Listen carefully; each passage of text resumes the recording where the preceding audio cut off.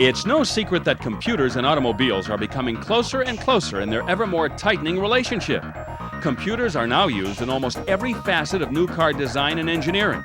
Stylists and technicians can practically create a computer clone of the automobile they're conceiving on the drawing board with a few deft sweeps of their computer mouse.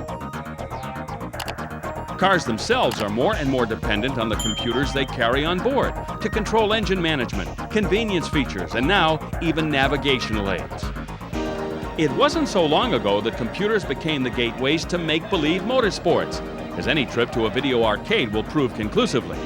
While the existing generation of computer and arcade racing games have improved steadily in their realism and sophistication, they've never really captured the true racing experience through the electronic medium. But maybe now that last long-anticipated step between reality and realism has been bridged by the folks at Microsoft. Their new Indy Car racing game entitled Kart Precision Racing promises to simulate the real-world sensation of driving an open-wheel Indy car at speeds approaching 240 miles per hour.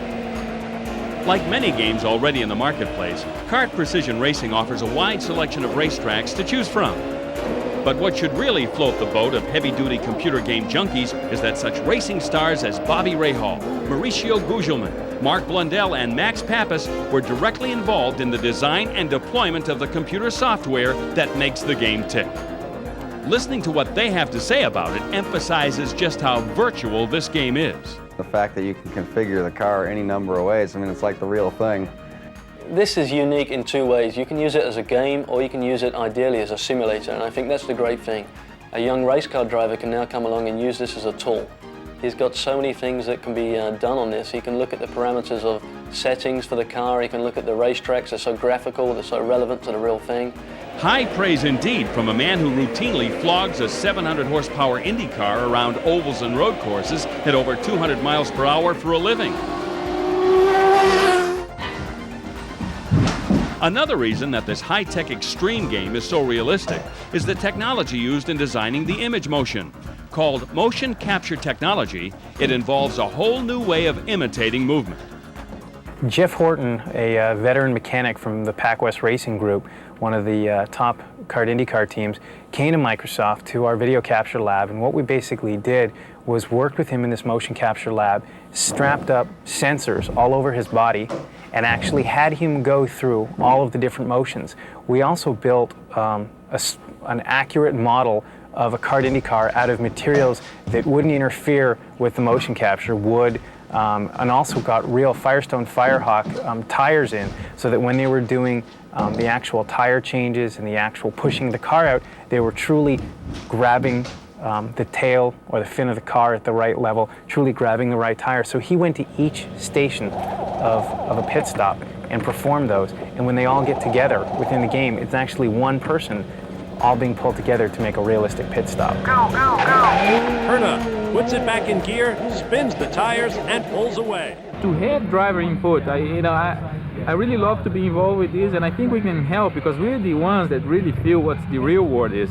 So to have our involvement on this, the people that are going to buy these games, they're going to benefit. They're going to have their Indy cars on their living rooms. Sound too good to be true? Well, you'll have to be the judge, along with 7 of your friends, since the game can accommodate up to 8 drivers per race.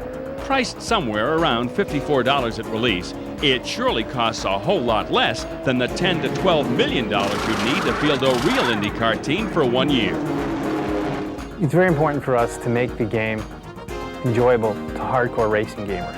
And when they go in and play this game, they will have a very realistic experience. Yet at the same time, there are a lot of people who have either never played racing games before or want to be able to go out and have an enjoyable experience the first time. And we build driving aids into the game so that if you want additional traction control, some braking help, some throttle help, some help staying on the track, we can give you that assistance in the game. Yet as you remove that assistance, those driver aids, the experience becomes more realistic and more challenging. And that's essential to having a fun game, making it great for the hardcore gamer, yet at the same time making it accessible for the first-time gamer.